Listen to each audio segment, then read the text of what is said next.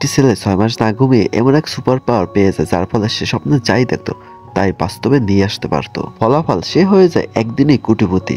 কি সিস্টেমটা হ্যাপি না? কিন্তু তোমাদের মনে এখানে একটা প্রশ্ন আসতে পারে, কিভাবেই বা ওই ছেলেটি সেই সুপার পাওয়ারটি পেল?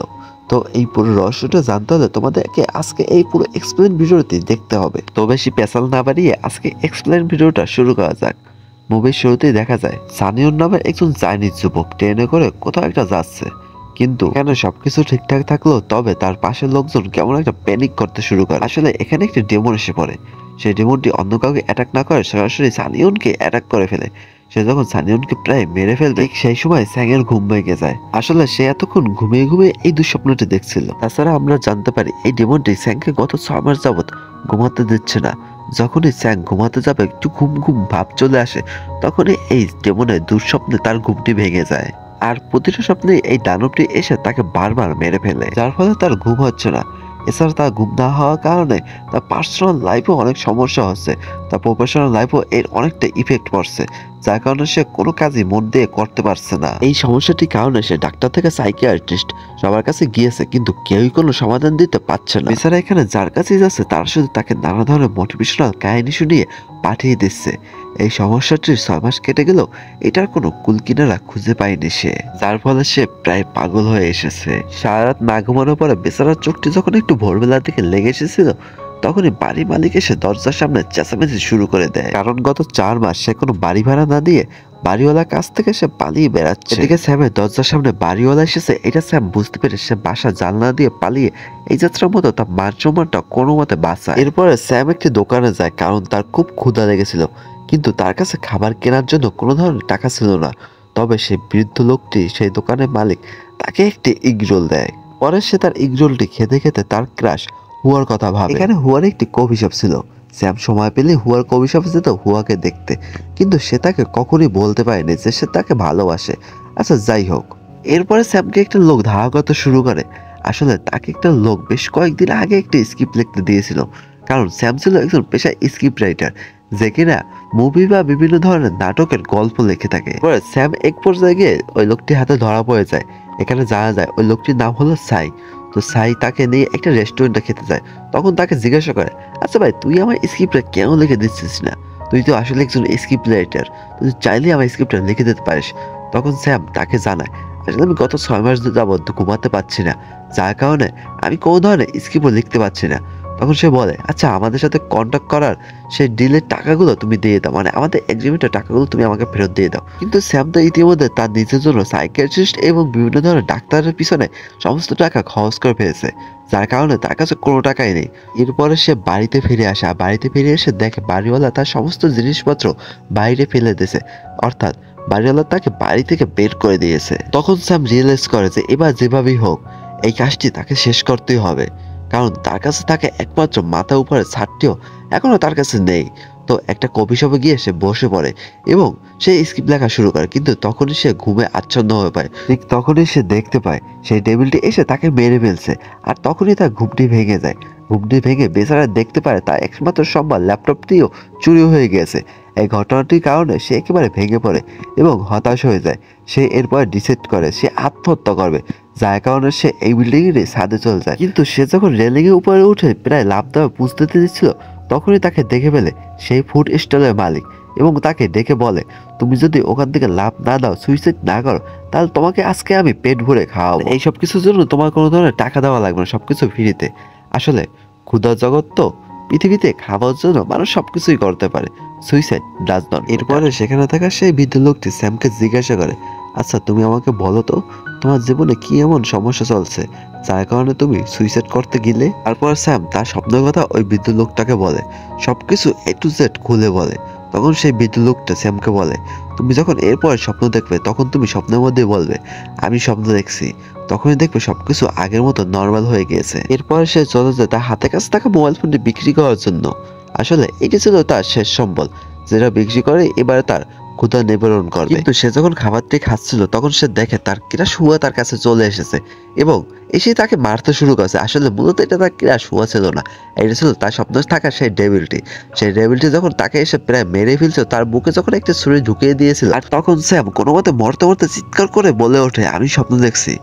তখনই সেই ডেভিলটা গায়েব হয়ে যায় এবং এখানে একটা ম্যাজিক্যাল মুভমেন্টের সৃষ্টি হয়।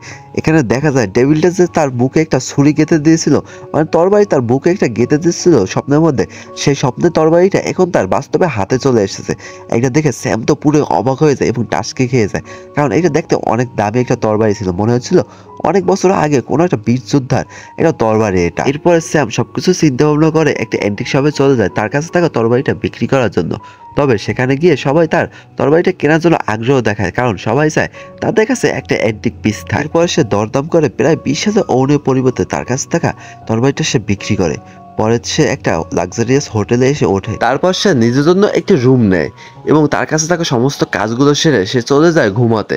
আসলে স্যামের আজব প্ল্যান ছিল, সে আজকে ঘুমের মধ্যে গিয়ে স্বপ্ন দেখবে এবং টেবিলটির কাছ থেকে কোনো একটা অ্যান্টিক পিস নিয়ে চলে আসবে। তারপর সে যখন স্বপ্নের মধ্যে চলে যায় তখন সে দেখতে পারে ওই ডেভিলটি আজকে তাকে অনেক বড় একটা কুড়াল নিয়ে মারতে চলে এসেছে। তখন সেই ডেভিলটি তার বুকে একটা কোপো লাগিয়ে দেয়, কিন্তু তখনই সে বলে ওঠে আমি স্বপ্ন দেখছি। তখন সে দেখতে পারে সেই ডেভিলটি অদৃশ্য হয়ে যায় এবং অবিশ্বাস্যভাবে সেই কুড়ালটি তার হাতে চলে আসে। স্যাম সেই কুড়ালটি সেই অ্যান্টিক শপে গিয়ে বিক্রি করে চলে আসে। ওদিকে অ্যান্টিক শপে থাকা একটি মাফিয়া গ্যাংস্টার তাকে দেখে ফলো করতে থাকে, তার সাথে নানা ধরনের কথা বলতে চায় সে, কিন্তু তাকে সে কোনো মতে ইগনোর করে সে সেখান থেকে চলে আসে। প্রত্যেকবারই সে এবারে পার্টি করছিল এবং অনেক মার্কেট করছিল। আসলে মানুষের টাকা হলে আর যা হয়, চারদিকে মজ মাস্তি এবং নারী তো থাকছেই চারদিকে। এরপর সে দুই পাশে দুইটা নারী নিয়ে সে ড্রিঙ্ক করতে করতে রুমে ফেরত আসে। সে মাতাল অবস্থায় কোনো মতে রুমে আসে, বাট রুমের ভিতরে কাউকে প্রবেশ করতে দেয় না। এরপর সে তার সাথে করে একটা মিউজিয়ামের ছবি নিয়ে আসে। আসলে সে চাইছিল স্বপ্নের মধ্যে যদি সে কোনো মতে ওই মিউজিয়ামে চলে যায় তাহলে সে মিউজিয়ামে দেখা দুটি অ্যান্টিক পিস নিয়ে আসবে। এরপর সে স্বপ্নে মিউজিয়ামে চলে যায় এবং মিউজিয়াম থেকে সে অ্যান্টিক পিস দুইটা নিয়ে চলে আসে। Just imaging. এরকম পাওয়ার যদি তোমার কাছে থাকতো তাহলে তুমি কি করতে, অবশ্যই তুমি কমেন্টে জানাবে। এরপরেও কিন্তু স্যাম সে যথারীতি আবারও স্বপ্নে ফিরে গিয়েছিল, আর এবারও কিন্তু সেই ডেমনটা তাকে মারতে চলে আসে। আর এবারে তার হাতে একটা মেশিন গান ছিল। এবারও সে আগের দুইবারের মতো সে স্বপ্ন থেকে কোনো কিছু নিয়ে আসতে পারে না। সে কিছু নিয়ে আসে আগে ডেমনটা তাকে গুলি করে মেরে ফেলে। এবার ঘুম ভাঙার পর স্যাম একবারে বেশ কয়েকটা ঘুমের ওষুধ খেয়ে নেয়। আসলে সে চাচ্ছিল সে আগের স্বপ্নতে ফিরে যাবে আর সেখান থেকে কোনো না কোনো একটা কিছু নিয়ে আসবে। ফাইনালি এবার সে মরার আগে দামি দুটো অ্যান্টিক পিস তার কাছে নিয়ে নেয় এবং সে দানবটা তাকে গুলি করার আগে সে বলে ওঠে আমি স্বপ্ন দেখছি। এরপর সে বাস্তব দুনিয়ায় ফিরে আসে। এরপর তার ঘুম ভাঙার পর সে দেখতে পারে ওই দুটি দামি অ্যান্টিক তার হাতে চলে এসেছে। এটা দেখে তার খুশির তো আর তো কোনো কুল কিনারা থাকে না। তারপরে স্যাম এই দুটি অ্যান্টিক পিস ব্ল্যাক মার্কেটে গিয়ে বেঁচে আসে মাত্র $2 বিলিয়ন। বাইরে ভাই এইরকম যদি স্কিল পেয়ে যাও স্বপ্ন থেকে কোনো জিনিস আনা, তো তুমি কি আনবে আমি তো জানি না, কিন্তু আমি আমার জন্য একটা পরে নিয়ে আসতাম। তো যাই হোক, ডাজ নট ম্যাটার, গল্পতে ফিরে যাই হোক, সে এই অ্যান্টিক পিস দুটি বিক্রি করার পর সে এখান থেকে বেরিয়ে যাচ্ছিল। তখনই রাস্তাতে দেখা হয় সেই ডিরেক্টর সাইয়ের সাথে। তখনই সে আগের অভ্যাস মতো তাকে দেখা মাত্রই দৌড়ে পালাতে শুরু করে এখানে। তখন সাইও তার পাশে পিছু পিছু দৌড়ানো শুরু করে। তখনই সে ভাবে আরে আমার মতো কোটিপতি যদি এভাবে রাস্তাতে দৌড়ায় তাহলে কি আমার প্রেস্টিজটা থাকবে। তো এই কথা ভেবে সে এখানে দাঁড়িয়ে পড়ে এবং সাইকে আলতোভাবে বলে চলো আমরা কোনো একটা রেস্টুরেন্টে গিয়ে বসি এবং সেখানে খেতে খেতে কথা বলি। সাইতে স্যামের এমন পরিবর্তন দেখে পুরোই টাসকি খেয়ে যায়। সে তার রহস্যটি জানতে চায়। স্যাম বলে কোনো রহস্য নেই, উল্টো তার পাওনা টাকাটি পরিশোধ করে দেয় সে এখানে একদম কড়ায় গন্ডায়। যাই হোক, এদিকে দেখা যায় সাইতো ওই অ্যান্টিক পিসগুলো বিক্রি করে সে মিলিয়নিয়ার হয়ে গেছে। এরপর সে একদিন যায় হুয়ার কফি শপে কফি খেতে। সেখানে গিয়ে সে জানতে পারে হুয়া এই কফি শপটি বিক্রি করে দিতে চাচ্ছে। আসলে কফি শপ থেকে তার তেমন একটা লাভ হচ্ছে না, উল্টো লসই হচ্ছে। তাই সে চাচ্ছে যে এই কফি শপটি বিক্রি করে দিতে। স্যাম তখন তাকে জিজ্ঞাসা করে যে এই কফি শপটির দাম কত। সে বলে যে এই কফি শপটি কিনতে হলে তোমাকে $1 মিলিয়ন খরচ করতে হবে। সাই একটু মুশকি হাসি দিয়ে বলে কোনো ব্যাপার। পরে রাতের বেলা সাই এবং স্যাম অনেক ড্রিঙ্ক করে। স্যাম যখন মাতাল হয়ে যায় তখন সাই তাকে রুমে পৌঁছে দেয়, কিন্তু সাই এখানে স্যামকে রুমে পৌঁছে দেওয়ার পর সে এখান থেকে বের হয় না। আসলে সাই দেখতে চাচ্ছিল স্যামের আসল রহস্যটা কি। তখনই স্যামের ঘুম ভেঙে যায়। তখনই সে দেখতে পায় স্যামের হাতে কয়েকটি স্বর্ণের শিকল রয়েছে। এইসব কাণ্ড দেখে সাই তো বুঝতে পারে যে স্যামে আসলে কোনো একটা সুপার পাওয়ার রয়েছে। তখনই সে স্যামের পায়ে পড়ে যায় এবং তাকে বলে যে বস আপনি আমাকে কাজে রেখে দেন, আপনার তো এই টাওয়ার মহলের চানাচ টানার জন্য কোনো একজন লোকের দরকার, তো ওই হিসেবে আমাকে আপনি রেখে দেন। এরপরে স্যাম ভাবে একটা লোক রাখলে তো খারাপ হয় না, এমনিতে তো সে আমার সম্পর্কে সবটাই জানে, যার ফলে স্যামও রাজি হয়ে যায়। এরপরে শুরু হয় তাদের দুজনের এই শহরে হরিলুটের খেলা। এর পরের দিন সকালে স্যাম তার ক্রাশ উয়ার কফি শপে চলে যায় এবং তাকে 10 মিলিয়ন ওন দিয়ে বলে আজ থেকে ওই কফি শপটি আমি কিনে দিলাম। এবং যেমনটা আমরা এক্সপেকটেশন করেছিলাম, সারপ্রাইজ হিসেবে উয়াকেই বলে যে আজ থেকে এই কফি শপটি তুমি চালাবে। হ্যাঁ, এই কফি শপটি আমি কিনেছি, বাট এই কফি শপের ম্যানেজার এবং সম্পূর্ণ দায়িত্ব তোমার উপরে। আর এসব কিছু দেখে উয়া বুঝে যায় যে স্যাম তাকে পছন্দ করে। তাছাড়া তার যেহেতু বেনিফিটও হচ্ছে, তো মন্দ কিসে? ওদিকে ছেলে বাড়ি আছে, গাড়ি আছে এবং ব্যাংক ব্যালেন্সও আছে। ছেলে হলো কোটিপতি মিলিয়নিয়ার, তো ছেলে হিসেবে খারাপ না। তো উও তাকে হালকা হালকা পাত্তা দেওয়া শুরু করে। ধীরে ধীরে উয়া স্যাংয়ের টাকা তার কফি শপটাকে নতুন করে সাজায়। এর মধ্যে উয়ার কফি শপে এত কাস্টমার হয় যে সে ভিতরে জায়গায় দিতে পারে না। তার কফি খাওয়ার জন্য মানুষের লাইন লেগে যায়। বাট এগুলো ছিল সব পেইড কাস্টমার, মানে ওদিক থেকে স্যাম মানুষকে ভাড়া করে টাকা দিয়ে সে উয়ার কফি শপে পাঠাতো, যাতে করে উয়ার কফি শপের থেকে যেন বেশি বেশি কফি সেল হয় এবং তার কফি শপের জন্য সবসময় ভিড় লেগেই থাকে। যার কারণে উয়া দিন দিন স্যামের প্রতি অনেক দুর্বল হতে থাকে। এদিকে স্যাম এক ব্যাগ ভর্তি টাকা সেই বৃদ্ধ লোকটির কাছে রেখে এসেছিল, যে কিনা তাকে সেদিন মৃত্যু হাত থেকে বাঁচানোর পাশাপাশি খাবারও খাইয়েছিল। এরপরে উয়া এবং স্যাম ধীরে ধীরে একসাথে সময় কাটাতে থাকে। এতদিন ধরে উয়া এবং স্যাম একসাথে মিলামিশা করে, কিন্তু উয়া স্যামের আয়ুষ্য জানে না। যার কারণে সে একদিন তার আয়ুষ্য জানতে চাইলে সে বলতে চায় না, কিন্তু উয়া বলে তুমি 3টা কুলো দাও, আমি অবশ্যই গেস করে নেব। স্যাম তখন কিভাবে একটু কুলুগুলো বলে, স্বপ্ন, চাওয়া এবং পাওয়া। এরপরে উয়া কিছুক্ষণ ভাবে এবং সে উত্তর দেয়, তুমি হয়তো একজন রাইটার, তুমি একজন script writer, I M A right. এই কথা শুনে স্যাম তো থ হয়ে যায় এবং সে চিন্তা করে উয়া কিভাবে জানলো যে আমি একজন স্ক্রিপ্ট রাইটার, আর এই প্রফেশনটা যে আমার ফেভারিট একটা প্রফেশন, এইটা তো আমি প্রায় ছেড়েই দিয়েছি। এরপর তারা দুজনের বাড়ি চলে যায়। এর মধ্যে স্যাম কিন্তু তার স্বপ্ন থেকে জিনিস আনা থামায়নি। তাছাড়া এখন স্যামের স্বপ্ন থেকে জিনিস আনতে আনতে তার সাহসটা এতটাই বেড়ে গিয়েছে যে এখন আর সে ডেমনটাকে ভয় পায় না, বরং সে ডেমনটার সাথে ফাইট করে। আর সেই ডেমনটাকে মেরে ধরে স্যাম একটা ব্যাংকে ভল্ট থেকে নগদ ক্যাশ টাকা নিয়ে চলে আসে। স্যাম তার স্বপ্নে পাওয়া এই সম্পত্তির মাধ্যমে সে দ্রুতই কোটিপতি থেকে বিলিয়নিয়ার হয়ে যায়। এছাড়া স্যাম এখন হোটেল ছাড়ে তার নিজস্ব আলিশান বাড়িতে থাকে।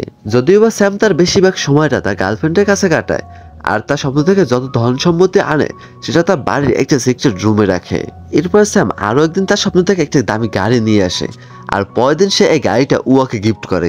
উয়া তো এই গাড়িটা পেয়ে অনেক খুশি হয়ে যায় এবং স্যামের প্রতি আরো বেশি ইমপ্রেস হয়ে যায়। এরপর তারা দুজনে লং ড্রাইভে চলে যায় এবং তারা সেখানে গিয়ে মুভি দেখে। মুভি দেখার সময় উয়া স্যামকে জিজ্ঞাসা করে, আচ্ছা আমি কবে তোমার লেখা একটি মুভি দেখতে পারবো? উয়ার মুখে স্যাম এমন কথা শুনে সে কেমন যেন একটা হয়ে যায়। আসলে টাকার নেশায় সে তার প্রিয় কাজটাই ভুলে গিয়েছিল, তাই সে উয়ার কথা রাখতে এবং উয়াকে সারপ্রাইজ করতে শুরু করে সে নতুন একটা মুভির স্ক্রিপ্ট। সে রাত দিন এক করে মুভির স্ক্রিপ্ট লিখতে থাকে। এরপর সে এমন একটা স্ক্রিপ্ট লিখতে থাকে যেটা দেখে সাইড পর্যন্ত কাটতে কাটতে বেহুশ হয়ে পড়ে। এরপরে সেদিন রাতে স্বপ্নে সে অদ্ভুত একটা জায়গায় চলে যায়। সেখানে ছিল চারিদিকে শুধু স্বর্ণের স্তূপ। সেখানে হাঁটতে হাঁটতে স্যাম একজন লোককে বসে থাকতে দেখে, যার বেশভূষ ছিল একজন ডেমনের মতো, কিন্তু তার কোমরে একটি স্বর্ণের বেল্ট ছিল, যেটা দেখে মনে হচ্ছিল সেটা অতি মূল্যবান।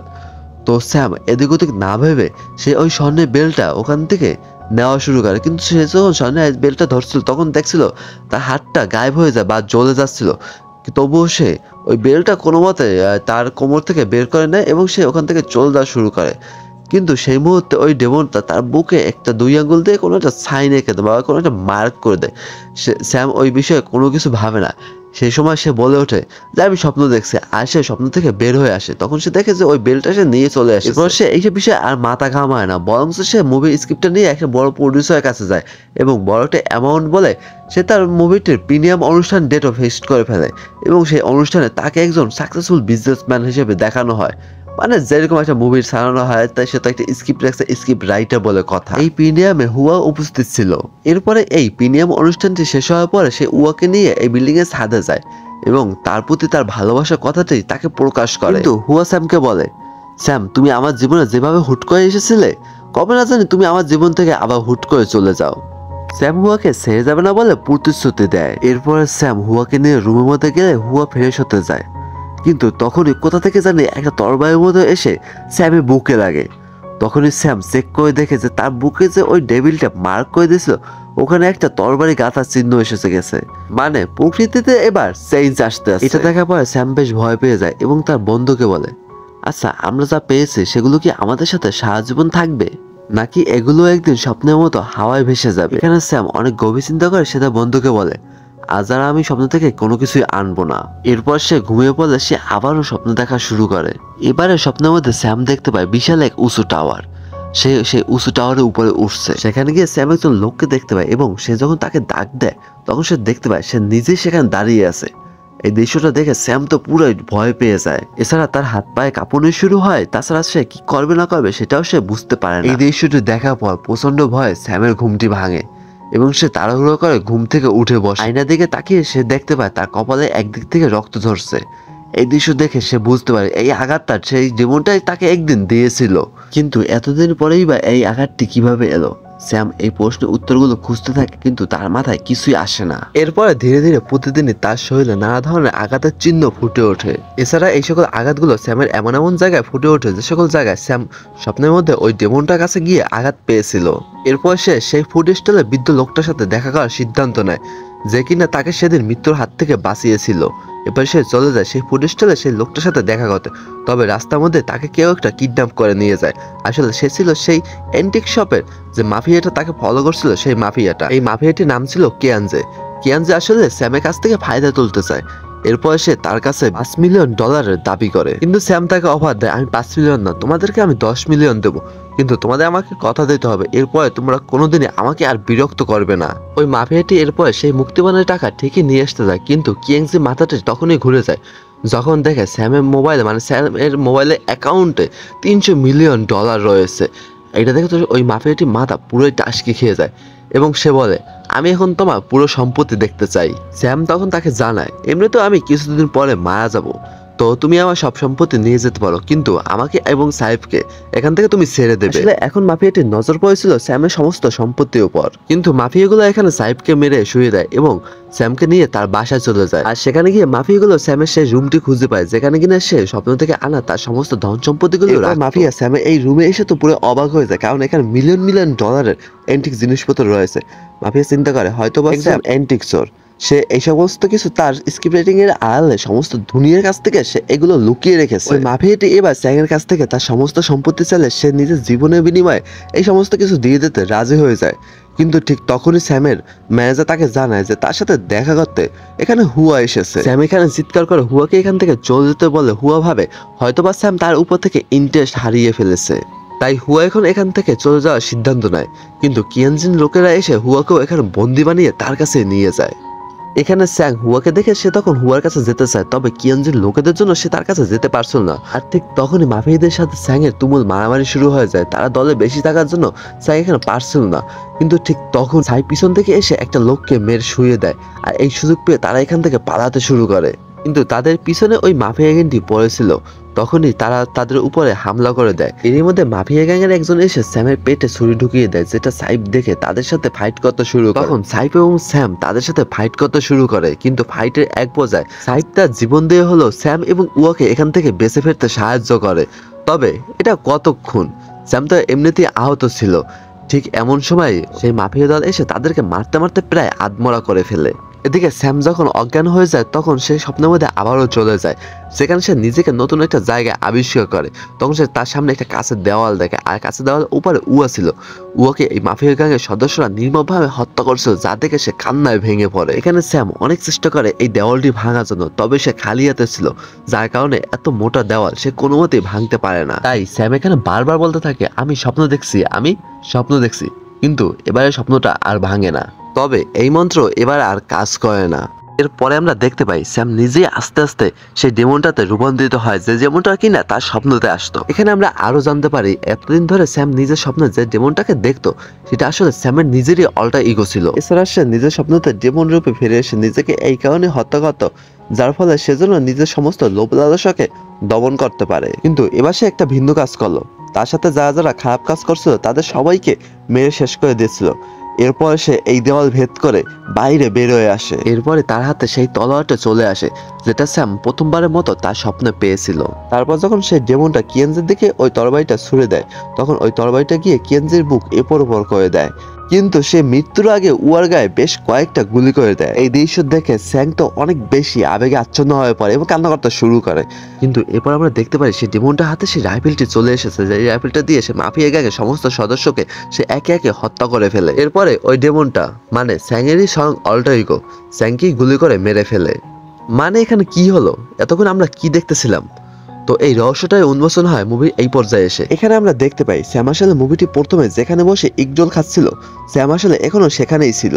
আর মুভিটা এই পর্যায়ে এসে এই মুভিটাই সবচেয়ে বড় টুইস্টটা রিভিল হয়। স্যাম আসলে যা যা দেখছিল, এতক্ষণ আমরা যা যা দেখছিলাম সবকিছু ছিল স্যামের স্বপ্ন। আসলে স্যাম স্বপ্নের দুনিয়াতে যা যা দেখছিল মুভির প্রডিউসার আমাদেরকে তাই দেখাচ্ছিল। তো গাইস একটু ওয়েট করো, এখানে মুভির একটা টুইস্ট আছে। তো এরপর দেখা যায় আমাদেরকে উয়া স্যামকে নিয়ে তার রেস্টুরেন্টে চলে যায় এবং তাকে খেতে দেয়। সে তাকে বলে, আমি তোমার লেখা একটা ম্যাগাজিনে দেখেছি, তুমি আসলে একজন ব্রিলিয়ান্ট মানুষ, তুমি অবশ্যই একদিন সফলতা পাবে। এছাড়া তুমি যদি চাও তাহলে তুমি আমার রেস্টুরেন্টে কাজ করতে পারো যতদিন না তোমার লেখাগুলো পাবলিশ হচ্ছে। এরপর সে উয়া রেস্টুরেন্টে কাজ করতে শুরু করে এবং উয়ার সাথে আরো ক্লোজ হতে শুরু করে। যতদিন না সে উয়া ছিল এই রেস্টুরেন্টের মালিক আর স্যাম ছিল এই রেস্টুরেন্টের কর্মচারী।